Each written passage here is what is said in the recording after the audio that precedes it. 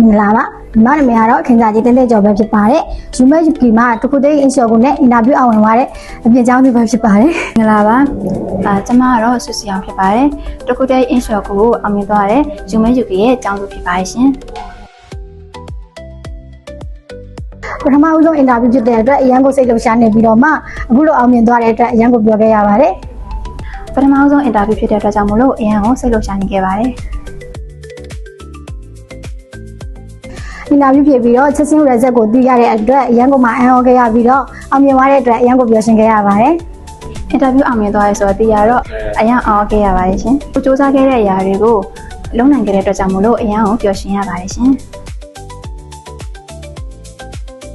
ဂျပန်ကျောင်းလေးလာတည်ယူနေတဲ့မောင်လေးညီမလေးတွေကိုလည်းလက်မလျှော်ဘဲနဲ့ဆက်လက်စူးစမ်းဖို့အားပေးကြပါတယ်ယူမဲယူကီကကိုပိုင်အေဂျင်စီကိုပိုင်ကျောင်းဖြစ်တဲ့အတွက်ယုံကြည်စိတ်ချရပြီးတော့လက်ကွက်ခွင့်လန်းတွေကပေါ်များတဲ့အတွက်လာရောက်ကြိုက်ဖို့ဖိတ်ခေါ်ကြပါတယ်